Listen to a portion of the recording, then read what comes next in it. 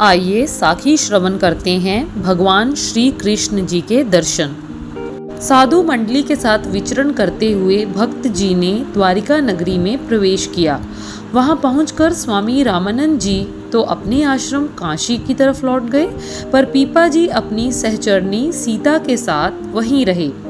भगवान श्री कृष्ण जी के दर्शन करने के लिए व्याकुल होकर इधर उधर फिर से कठिन तपस्या करने लगे।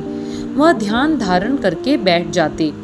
उनको जो कोई बात कहता वह उसी को सत्य मान जाते, पर उनके साथ जब बेईमानी या धोखा होने लगता तो परमात्मा स्वयं ही उनकी रक्षा करता। भक्त जी तो दुनिया की बातों से दूर चले गए थे।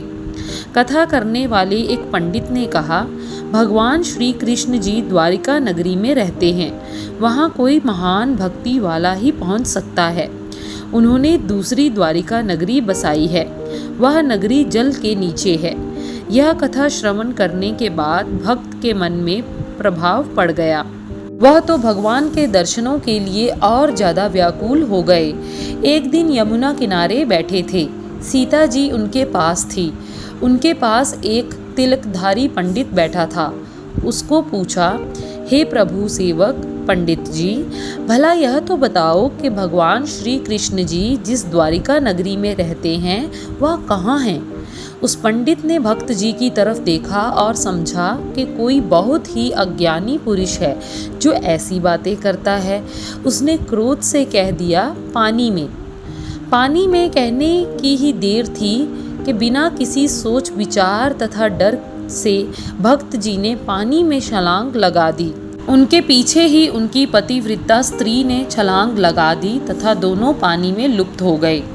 देखने वालों ने उस ब्राह्मण को बहुत बुरा भला कहा तथा वह स्वयं ही पछताने लगा कि उससे घोर पाप हुआ है, पर वह क्या कर सकता था। वह डर के कारण वहां से उठकर चला गया। उधर अपने भक्तों के स्वयं रक्षक भगवान विष्णु ने उसी समय कृष्ण रूप धारण करके अपने सेवकों को बचा लिया। जल में ही माया के बल से द्वारिका नगरी बसा ली तथा अपने भक्तों को दर्शन दिए।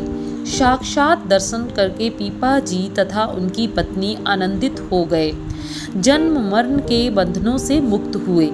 ऐसा आनंद द्वारिका नगर से प्राप्त हुआ कि वहां से लौटना कठिन हो गया। प्रार्थना की, हे प्रभु कृपा करो अपने चरण कमलों में निवास प्रदान करें। यह खेल समय के साथ होगा। अभी भक्तों को पृथ्वी लोक पर रहना होगा। भगवान कृष्ण जी ने वचन कर दिया।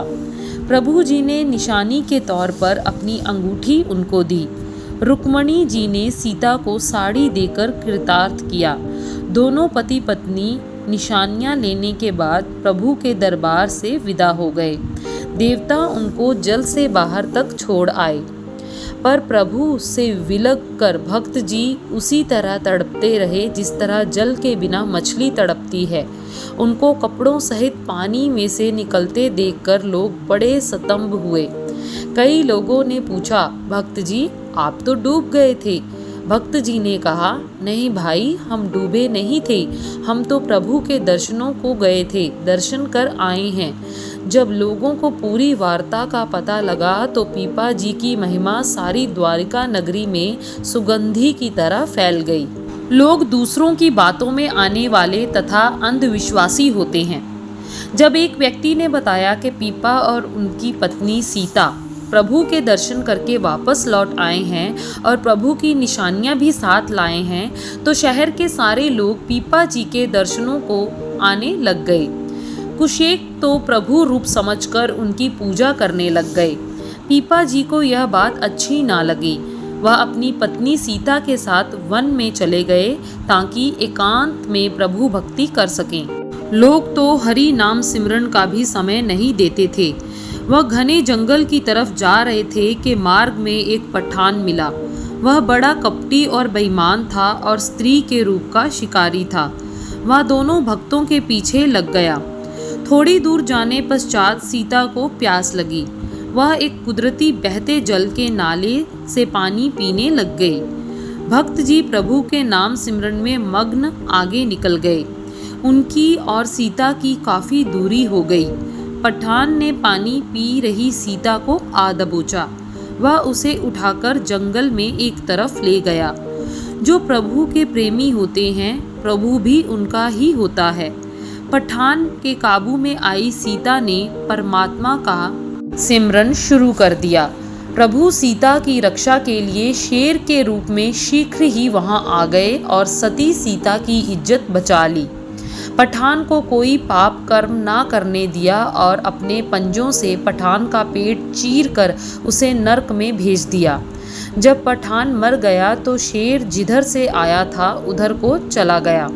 सीता अभी वहाँ ही खड़ी थी कि प्रभु फिर एक वृद्ध सन्यासी के रूप में उसके पास आ गए।